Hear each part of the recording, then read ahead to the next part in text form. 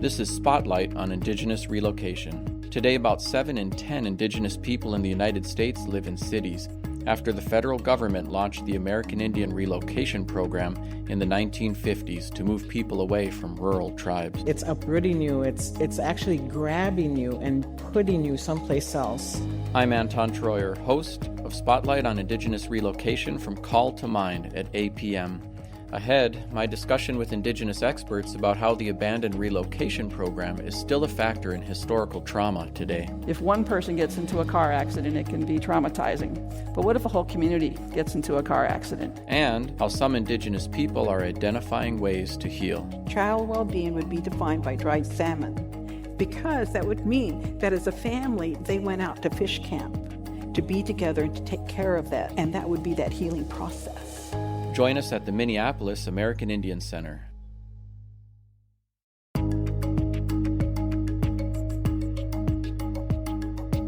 Welcome to Spotlight on Indigenous Relocation, produced by Call to Mind, American Public Media's initiative to foster new conversations about mental health. I'm Anton Treuer, Ojibwe from Leech Lake and professor of Ojibwe at Bemidji State University in Minnesota.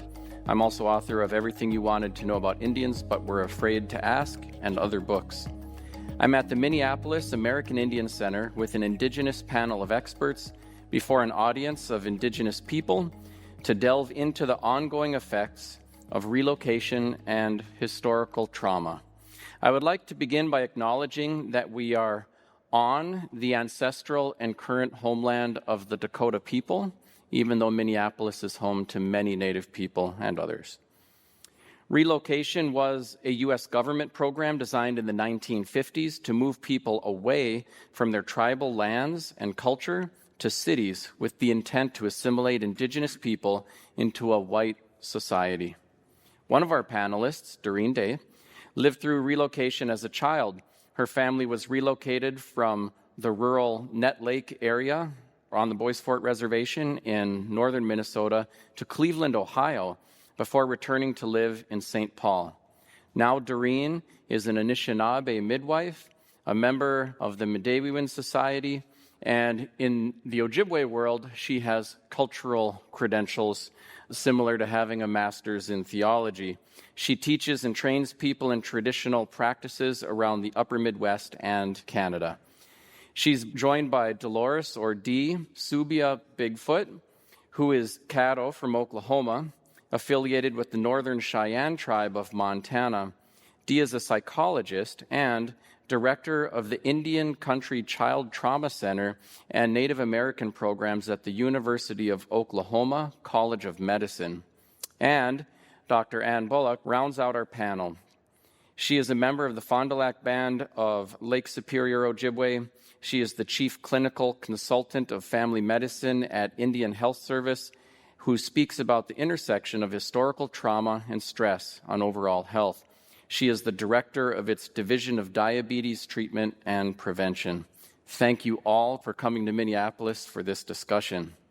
I wanted to take a few minutes just to help those who don't know what relocation is and what historical trauma is. I think in my experience growing up as a Native person, I had my own lived experience. I could tell you what it was like to get followed around a store or to be racially profiled. But I was raised by the first female Native attorney in the state of Minnesota who became a tribal judge, and graduating from high school, I could not have told you what tribal sovereignty was or how it worked or what government policies like relocation are. Many Native people have this experience where we know what it's like to be in our own skin, but we don't always know everything that happened to bring us to this point. And I think for most Americans, we who are not Native, we are often imagined and infrequently well understood. So first, what is relocation? And Doreen, maybe we could begin with you. The Bureau of Indian Affairs approached your family for the relocation program in the early 1960s with promises of a better life in Cleveland, Ohio, than you had on a rural reservation in northern Minnesota. How did the program actually affect your lives? Thank you. First of all, you have to look at my family as a very large Indigenous family. Both of my parents spoke the Anishinaabe language, the Ojibwe language.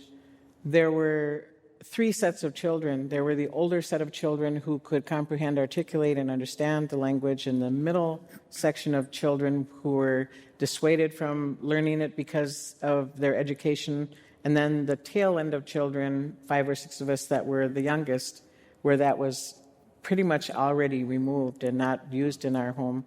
So it's like taking you out of what it is that you know, of your environment, of your tie to the land. It's uprooting you. It's actually grabbing you and putting you someplace else. So as a 4-year-old experiencing that, it was very traumatic. It was traumatic for my other sisters and brothers who were along that journey with me. I think the biggest thing and the tragic thing was that we could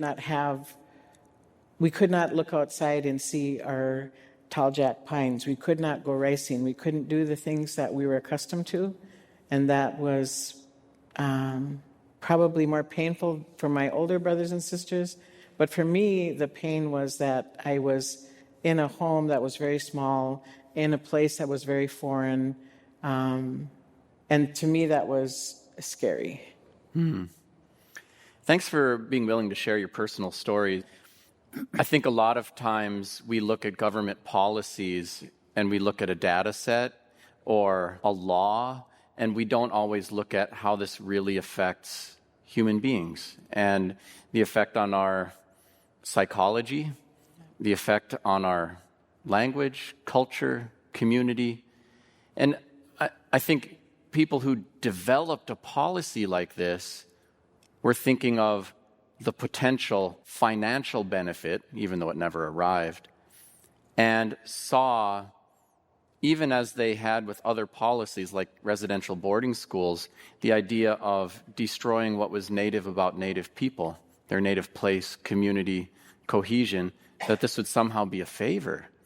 In your experience, aside from feeling homesick, did you feel personal effects, and how did you see that impacting other people around you? I think that my older sister and my older brother, they were the 2 eldest that went on that train to Cleveland, Ohio. They became my caretakers as my father set out to try to find a job. And it was much like you see immigrants coming to the city of St. Paul or Minneapolis. When they arrive here, you see the whole family going to the grocery store. You see the whole family walking down the street. You see the whole family, shopping at Target or something like that. And that was the way that our family was. We were all stuck together. I think the biggest thing is it became a fear-based place. Dee, what was your experience with relocation and with families who've been affected by it that you've worked with? I think the primary way I'm affected is that now I'm working with families who for several generations have been removed from their historical lands or removed from where they were relocated with the first relocation when they were removed from their traditional lands. And so being in various cities, whether it was Los Angeles or Salt Lake City or Billings, where I've lived at various times, seeing the effect of relocation and my own commitment as I developed in my professional development to create more programs and build better support and to help families who have been dealing with a lot of displacement and removal of children. Yeah, it's like the old adage, it takes a village to raise a child, and then what happens when you don't have your village? And you don't have your village, yeah. Yeah, and it was probably a pretty painful experience for a lot of people, and there were beautiful and even successful efforts to try to do that, and there were a lot of casualties along the way. And what was your experience with relocation? And in your professional work, helping Native people dealing with its effects. What can you tell us about how this impacted you and the people you work with? Sure, thank you. So when you think about these kinds of experiences, relocation, termination, boarding schools, all of the litany of difficulties that other people have experienced, and they are sequential. It's not like you can have one happen and then you recover, right? And then maybe a few years later, the next one, it's one on top of the next. And when we look at how these things affect us, this series called The Mind is about mental health and the risk factors for mental health problems and the risk factors for physical health problems. When it comes to stress and trauma, they have very similar roots. So you think about what it was like to go to a city, and your description was so wonderful. It's like you're always on guard because everything is new, everything is foreign, everything is potentially dangerous. So that brings those stress hormones up, the kind that, get your blood pressure and your heart rate going, and your body needs energy in case it has to run or fight, right? The fight or flight response. So those hormones are always triggered, always going, always going. And then if something bad happens, as often happens in traumatic situations, then the ability to respond gets overwhelmed. And the brain wants to say, okay, if this ever happens to us again, I want to get us out of here that much quicker. And so anything that reminds the brain of that particular traumatic episode gets programmed in a very deep way. And the brain is always looking for anything in the environment that could be dangerous again, even if it isn't, but it somehow is reminiscent of that. So you have people with these stress hormones going all the time, constantly going, and triggered by things that don't even necessarily relate to the original trauma. And over time, that has effects on depression, has effects on anxiety, has effects also on physical health. You mentioned, that I work in diabetes primarily. Same thing. When you trigger these hormones over and over again, it raises blood pressure, it raises blood sugar, it contributes to heart disease, it contributes to diabetes. Then when we take that and we think about how that gets transmitted to the next generation, the intergenerational trauma, all of those mechanisms continue to play a part, including in the womb and in the first few years of life, because traumatized parents then inadvertently become the way that gets transmitted to the next generation. So when we think about the concept of historical trauma, one way to look at it is to say if one person gets into a car accident, it can be traumatizing. But what if a whole community gets into a car accident? Who's there to pick up the pieces? Who's there to comfort the children and help make sense of things when the parents are also traumatized? Who's there to make sense of the cultural changes, the loss of cultural infrastructure, the loss of the medicine people, all of those sorts of things? So it's trauma as it is on an individual level, but then it's how we understand what happens at the community level when these things happen to so many people who should be there and otherwise would be there to help us through it. So when we look at historical trauma, I think the key to it is to say it's helping us understand how we got to be where we are. Why do we have the problems in our communities that we have with health and mental health and poverty? Historical trauma helps us see through that lens to make sense out of it. Not to dwell, not to say, we can never get past this, because that's not true, but to say, this is how we understand today. And if we understand the roots of where the problems have happened, then we know that that's going to help us to do even more healing tomorrow. I think for myself, I have 9 children, and I want what most people probably want for their children. I want them to have the best chance at a long, healthy, happy life. Unlike those who designed relocation, I believe that they don't have to be white to get it. Not that they could be, even if they tried. And as I think about the descriptions of historical trauma and its cascading effects, all human beings have somebody somewhere in their family tree who experienced trauma. Even back to caveman days, somebody was clunking somebody over the head with a club. And it may show up for anybody as an unexplained depression or self-destructive behavior. But when you look at periods of intense, concentrated trauma the Black experience with slavery, the Native experience with genocide, residential boarding schools, and relocation. Well, the problems pop up today, and they don't just pop up, they pop up like popcorn. And we have a lot going on. But I'm also reminded that it's not just the trauma and the bad things that get passed forward, it's the good things too. We are more than the sum of our tragedies. I think the power that we have, not just as individuals, but collectively, to carry healthy ways of solving problems can provide a potent service to our individual and collective betterment, even when we get transplanted into a totally different environment. So I'd like to shift our discussion a little bit to first ask, why should we talk about relocation now? So as we think about, yes, there's always been trauma. The example I give is tornadoes didn't just start when the term historical trauma came about, or hurricanes or earthquakes or war or conflict.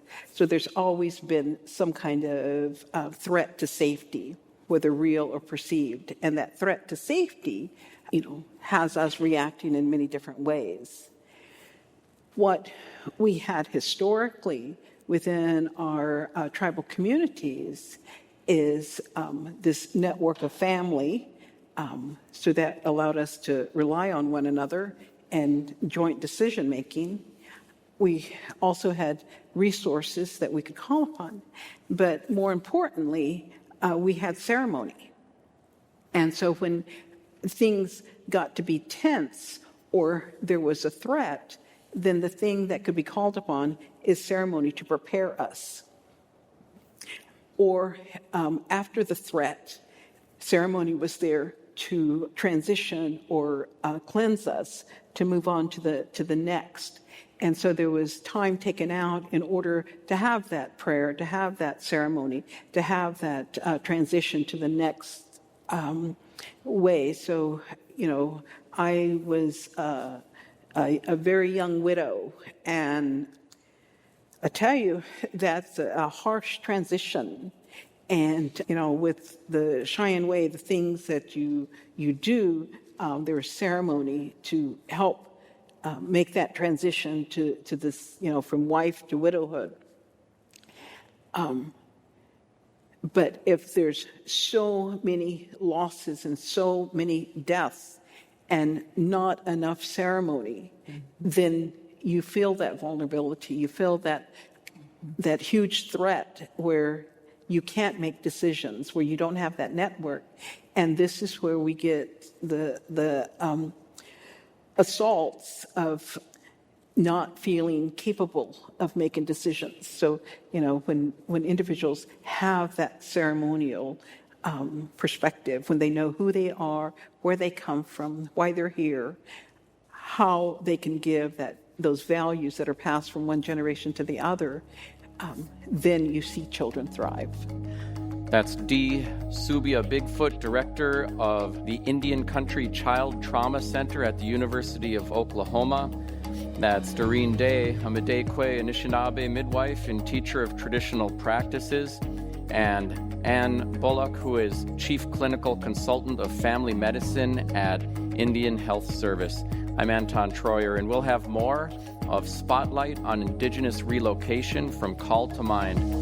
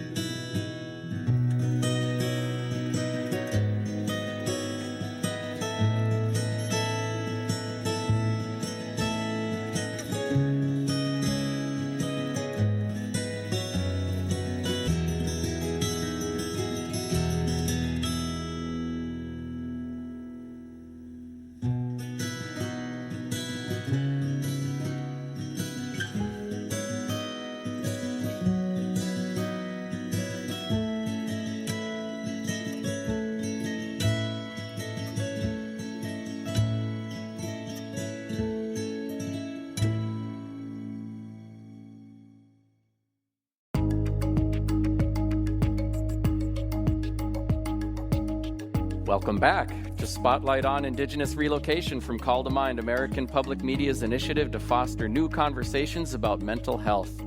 I'm Anton Treuer, Ojibwe from Leech Lake and professor of Ojibwe at Bemidji State University in Minnesota. We're at the Minneapolis American Indian Center for a discussion about historical trauma through the lens of a U.S. government program to assimilate Indigenous people into a white society and break down tribal cultures. We're joined by Dolores D. Subia, Bigfoot, Director of the Indian Country Child Trauma Center and Native American Programs at the University of Oklahoma College of Medicine. She is Caddo of Oklahoma and affiliated with the Northern Cheyenne Tribe of Montana. Doreen Day, a Midekwe and midwife, teaching and training traditional Anishinaabe practices from around the upper Midwest and Canada. She's a member of the Boys Fort Band of Ojibwe.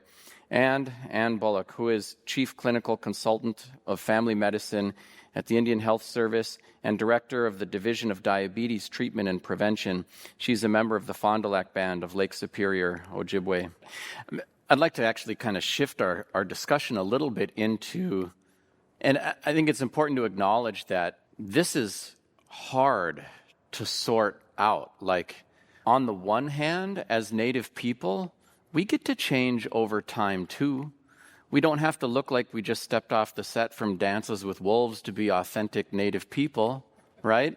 There's been some big changes going on just in the past few years, even here in Minneapolis. And I think a lot of people outside of the Native experience don't understand even our demography. Like, you know, when they hand me the microphone and find out that, like, my relatives have been buried in the same place longer than America's been a country, and I can step out the front door to my house in northern Minnesota, and all the grandparents are within 10 minutes of the front door for my kids. But prior to relocation, 8% of Native people are off reservation, and today the majority of the enrolled tribal citizenry lives off reservation. 72%. 70+% of the self-identified Native population lives off reservation, and the experience is very urban. And my personal experience is not the same as every other Native person's personal experience. And we saw a pretty significant event happen here with homelessness in the Twin Cities area that was significantly an Indigenous experience connected to relocation. And even though many of the tribes in many areas have been setting up urban offices and trying to outreach to their citizenry, we saw an intervention, or the beginning of an intervention from Red Lake. What do you all know about that, and what does that tell you about where we might go from here to build the bridge between urban and reservation homelands and try to provide people with access to genuine financial and institutional and structural support, but also to language, culture, healing, and community? A lot of the elders that were elders visiting here or coming from northern Minnesota, coming to the cities when I was a child and when I was a young adult or even adolescent, they spoke about, our need to go home or our need to stay connected. And we really understood that. But I think in that process of us being here and having and choosing to stay here was a shift in how we began to reclaim the things that made us strong as Indigenous people. So for myself, in the 70s, I remember the discrimination from people that lived on the reservation. Oh, you're an urban Indian. Yes, I'm an urban Indian, but I'm learning my culture. Yes, I'm an urban Indian, but I'm learning my spirituality. Yes, I'm an urban Indian, but I'm learning my language. And now that's different. Now I don't feel that same discrimination as a person that can be culturally aware and culturally helpful. I don't feel that same discrimination. Before my son was born, in this gym right across this ramp right here, we had a Médé Lodge. It was the first time, I think, that in Minneapolis there was a Médé Lodge that stood on this land in 1999. We had winter ceremonies here, and a lot of the elders were like, oh, wait a minute, we shouldn't be doing that. And even some of our elders from our lodge were saying, well, wait, that's in the city. And I said, well, and I, as a spokesperson, a young spokesperson, said, that's where half of us are. And they're like, okay, and so it actually happened. And so I think like those are the kinds of things that really create that safety, create that spiritual access. And today I feel that that's one of the main things in the work that I do. The main thing that people need is to have spiritual access. They need to have spiritual access in order to have spiritual healing, in order to have, psychological, even spiritual, physical healing. They need to have some aspect of that higher power, no matter what it is. They need to have that. And so for us to be able to provide that here at some level at all is really important. Yeah. I think resources have been so scarce, and they still are, and part of our historical trauma has been those that left our reservations have felt different at times. There's been a sense of otherness that has come about from, even though people left because of relocation and other policies, it's still an us and them kind of thing that sometimes has developed. And part of it is just how scarce resources are. We don't have enough to take care of, the way the government allocates resources goes to tribes, to reservations. So, the amorphous, so to speak, groups in cities have had a hard time with resources. No one knows that better than folks that run this place and similar services.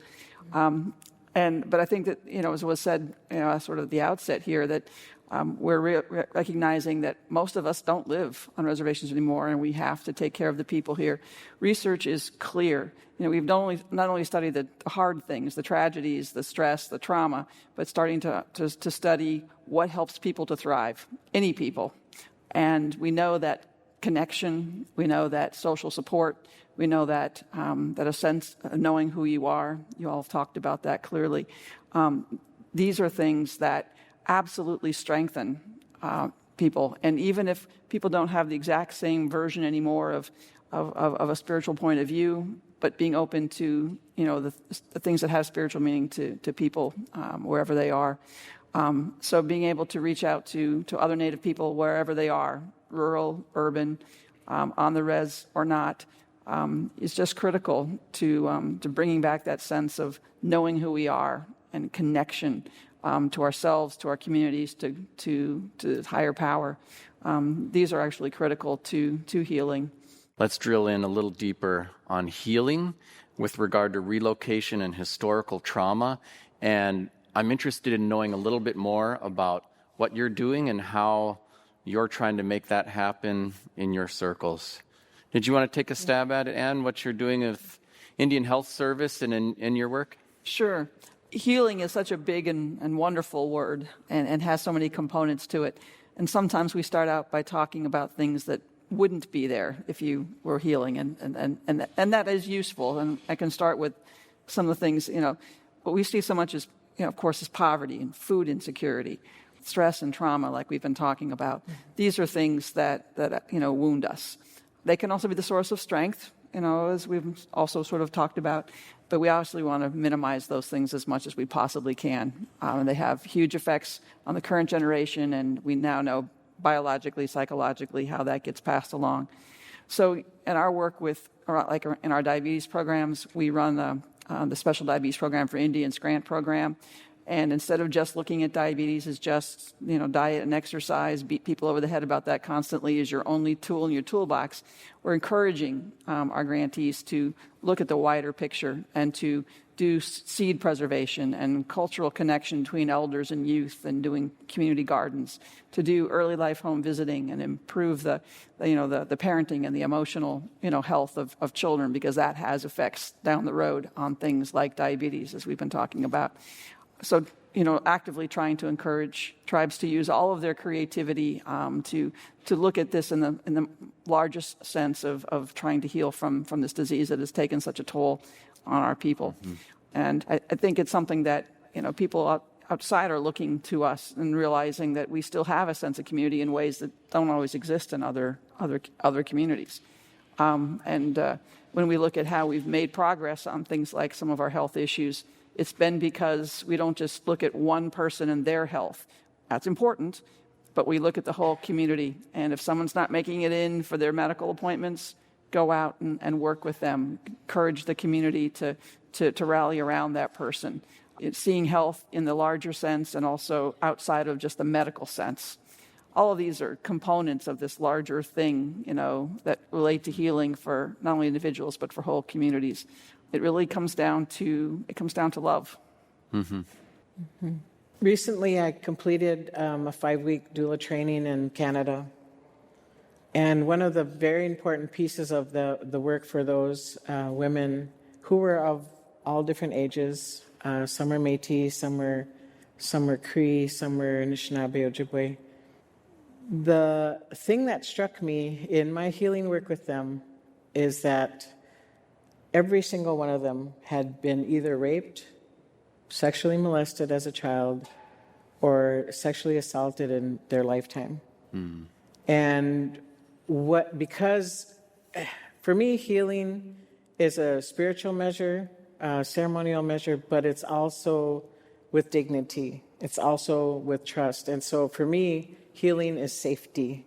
Safety for those individuals that disclose to me as their trainer. And so they have started that healing journey. Maybe they were already on a healing journey at some point, but everybody is essentially on a different piece of that road of healing or toward healing. And so that is how I approach it in my work. And I think that, and the reason that I asked them to go on that healing journey with me was that because in order for them to support a woman in delivery that may be blocked, they have to be able to have that conversation. They have to be able to work with her where she's at. And how do they do that if they're not like a hollow bone to carry that work forward? So that's something that has to happen, I think, for the work that, that type of work. So I think all of us in this room are in some way on a healing journey, and we may not be at the same place, but we certainly are, as human beings, trying to be as healthy as we can. Right. And there's no silver bullet solution on healing, but the things that I see really having a powerful impact on a lot of people, healing can take place in many different ways and forms, and different kinds are going to resonate and work better for different people. But learning an Indigenous language is a healing act. Learning how to go harvest wild rice is a healing and decolonizing act. Getting a Native name is a powerful healing and decolonizing act, and owning that and centering that in your identity. Mm-hmm. There are so many things, and seeing even in urban areas like this, a really concerted effort to try to provide more opportunity and more cultural access. It's not just things that are happening on reservations, although there's a lot going on there too, but we're seeing, a merging of disciplines and fields. I know at Mille Lacs, for example, they'll have spiritual leaders with an office in the clinic, and people can show up and go through a regular medical regimen, and they can see a medicine man or a medicine woman and get help, healing, coaching, and advice and things like that.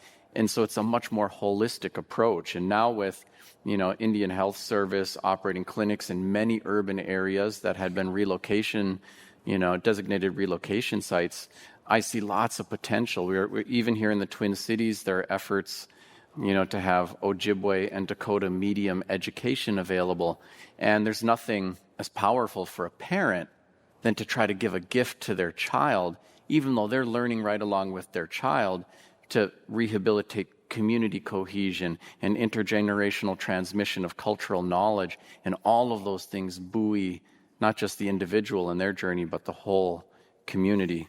I'm by training a child psychologist, and so we actually have a treatment protocol, a clinical treatment protocol that's trauma-focused, evidence-based. It's called Honoring Children, Mending the Circle, and it's to treat child trauma as well as work with parents or other caregivers.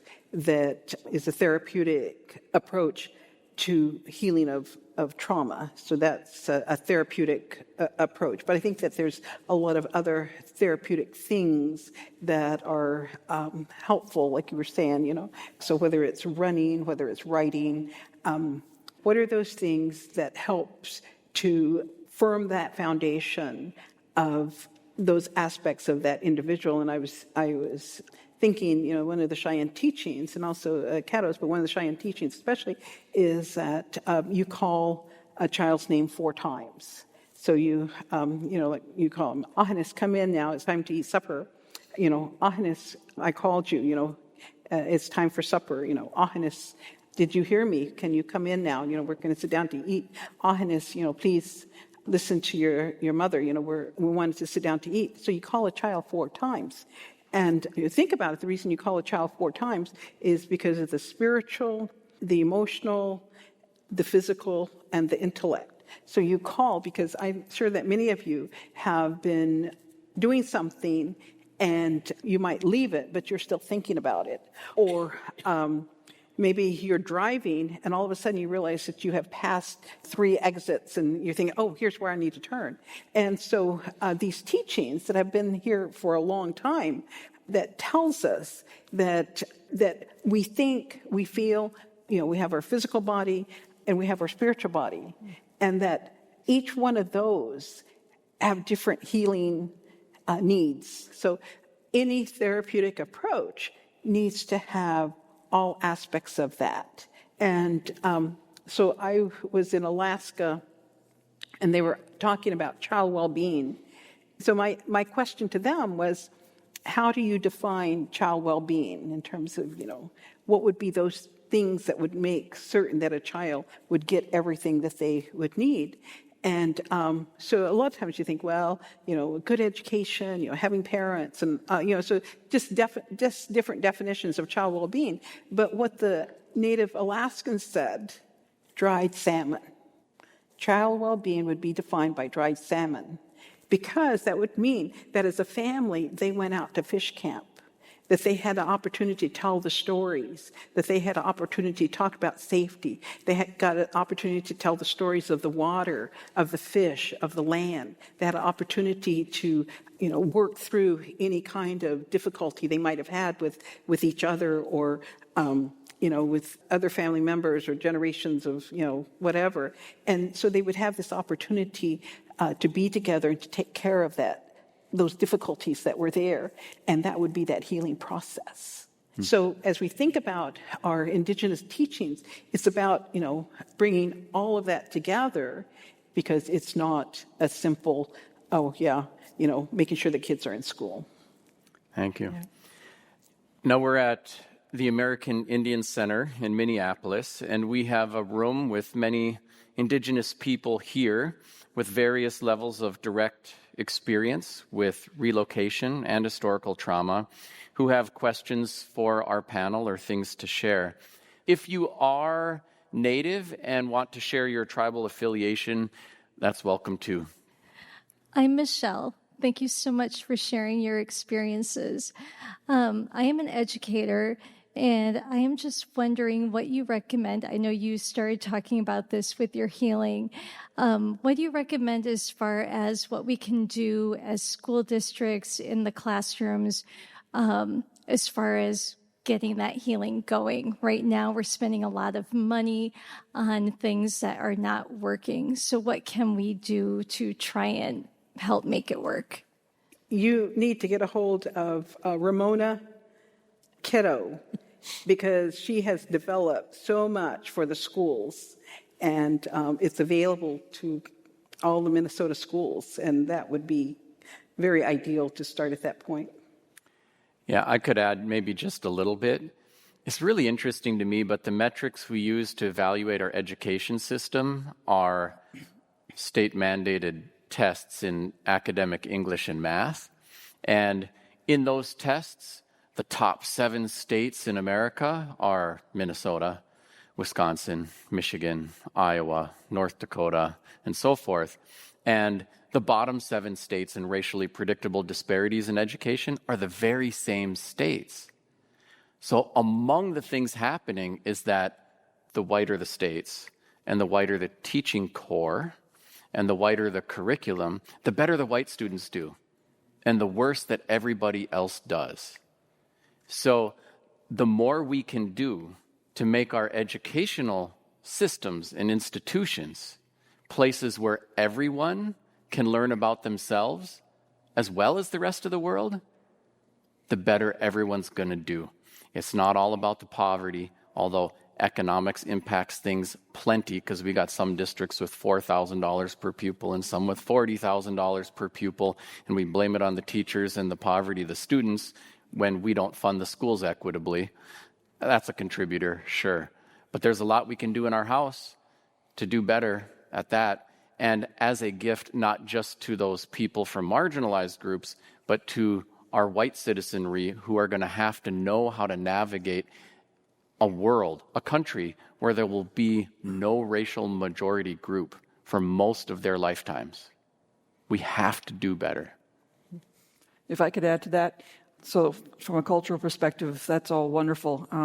And the other part is, obviously teachers are dealing with, everyone has had trauma. No human being gets out of childhood without some degree of it. Others have just had more of it. And obviously there's difficulties for children from all kinds of different backgrounds, but depending on how much trauma they've experienced, with self-regulation and the ability to concentrate. If you've come from, in the morning where you felt threatened by your stepfather or something, and you come in, the way the brain works is you're not going to be able to focus for a while. You just can't. So I know a lot of school districts are starting to teach teachers about adverse childhood experiences and about how to help with some of the healing around self-regulation and safety and the other things that relate to the kids' ability to learn in school and to do well in life. So for children of all backgrounds, but especially from communities that have experienced tremendous trauma, like Native communities, not all Native kids have, but too many have, but being able to understand that. The Menominee tribe has been doing some wonderful things in their schools to try and work on this and to help kids to tune into where they're at with their emotional state and to, instead of just punishing, acting out behavior, seeing it for the symptom that it is, of the deeper things. So in addition to all the cultural things, all of this that relates to understanding how trauma works in kids and in teachers, because teachers are going to have their own responses back to that. It's going to trigger.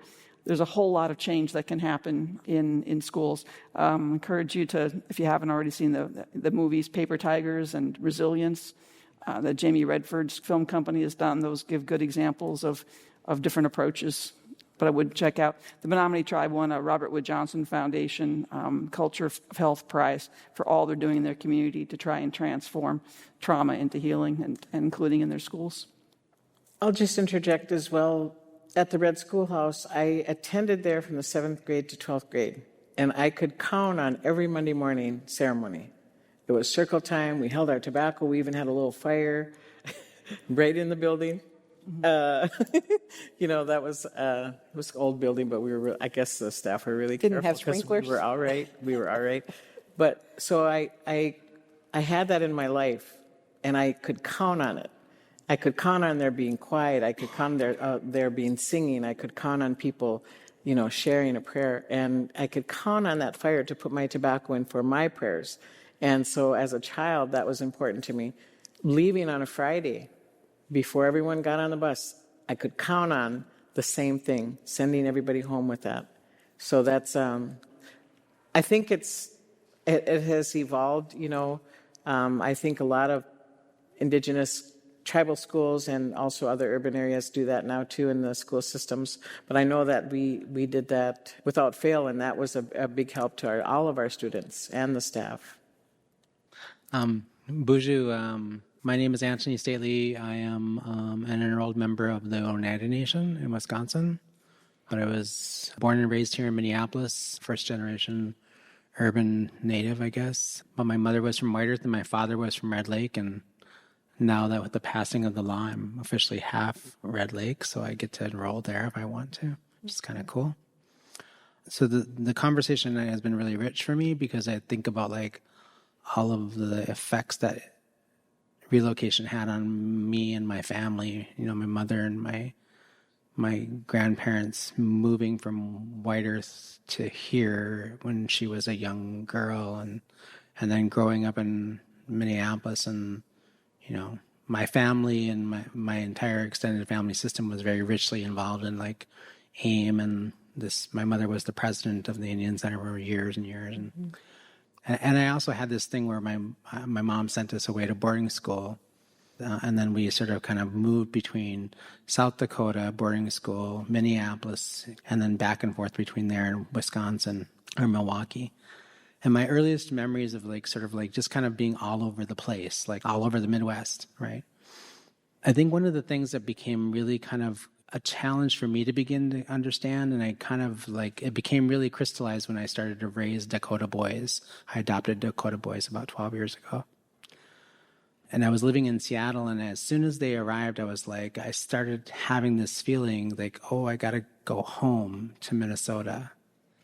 So then I had to spend some time thinking like, well, what is that about? Or like, what is home? I'm from these places, and I spent some time in all these places, but Minneapolis was my home, and I had to come back here, and I had to come back to this place. And part of it was like I had to raise my children around their relatives. They had to know Dakota land. They had to know Dakota language. They had to be around their ancestors and their relatives. That was really, really deeply important to me. But I also I underestimated the critical need for me to be back in this place. And even before, I think even now, tonight, I underestimated the importance of that journey back to sort of a kind of completing a healing circle for me. Because this place is replete with traumatic events for me, right? Like I can tell you a bunch of stories about this place, this very building I'm in, and all the things that kind of happened to me here.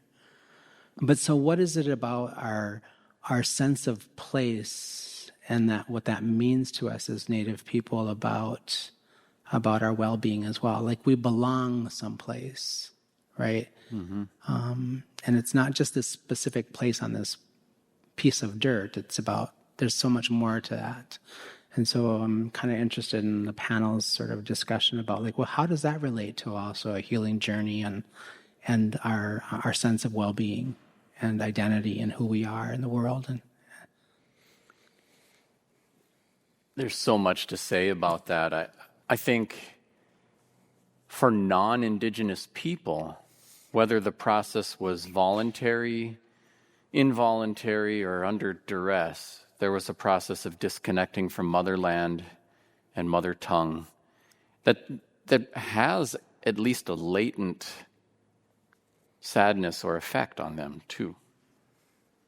But for Native people, Indigenous people, there's more than a vestigial remnant of something else, access to something else.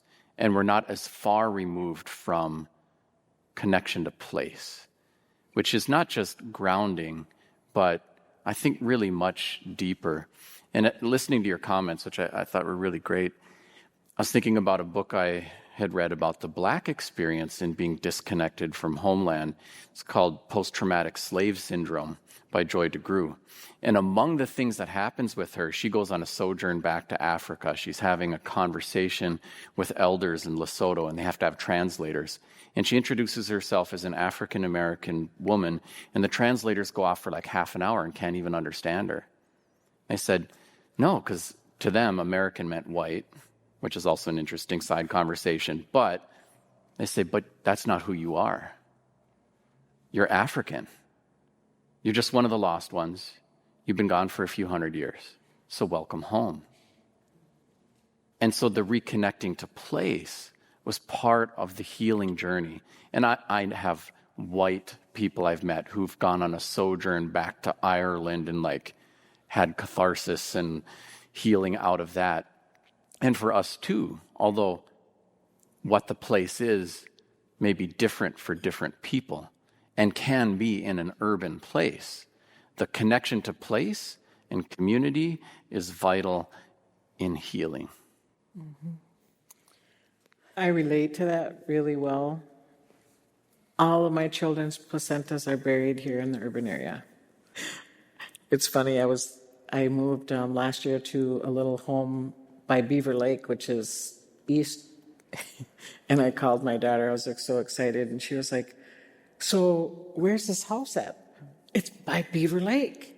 She's like, okay, but where's Beaver Lake? That's where your placenta is buried. She's like, oh. You know, but here I am. I'm like so excited to be able to like a block and a half walk away and see that piece of land, 25 years ago where I buried her placenta. I mean, it's like, so I understand that. But I think it's not just place and land, but I think it's like who you grew up with. Like there's such a rich community here. There is like feast after feast, powwow after powwow. I mean, ceremony after ceremony. There's all of that has happened with the living, breathing Anishinaabe of today, right? And I see myself in that, like for my life. I see what has happened over a period of time here, and I connect with that because I was here and I lived through that. My second husband was a pipe carrier, so he made Cheyenne earth. And that allows us to have that connection. Mm-hmm. But earth, to me, I got to touch history because my great-grandmother was born in the 1870s, and she was there for the first 25 years of my life. And so, I always say I touched history.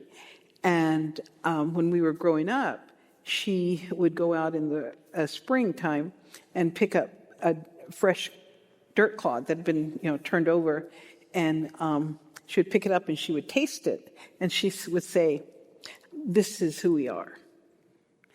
And I still can taste that dirt, even though it's been a long, long time ago. So I think it's not just the location, but it's that, who you connect with and the meaningfulness of those relationships and what you have been told and what you tell yourself. And, I'm glad my grandkids are being raised in their homeland, so. There's no way to exhaust a conversation this important. I wanted to say, Padamia, Pinagigi, Miigwech, thank you to Dolores Subia Bigfoot. She is Caddo of Oklahoma and affiliated with the Northern Cheyenne Tribe of Montana. She's director of the Indian Country Child Trauma Center and Native American programs at the University of Oklahoma College of Medicine. And Doreen Day, she lives in St. Paul but is from Net Lake on the Bois Forte Reservation. She's a Midekwe and midwife, teaching and training traditional Anishinaabe practices around the upper Midwest and Canada. And Ann Bullock, who is Chief Clinical Consultant of Family Medicine at the Indian Health Service and Director of the Division of Diabetes Treatment and Prevention. She's a member of the Fond du Lac Band of Lake Superior, Ojibwe.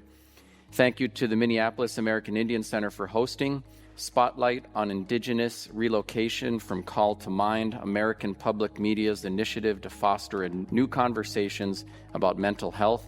This program was produced by Sam Chu, with special thanks to Max Nestorak, Catherine Winter, Monica Brain, Laura Reller, Jacob Maldonado Medina, John Hernandez, Ka Vang, and Babette Apland. I'm Anton Treuer. This is APM, American Public Media.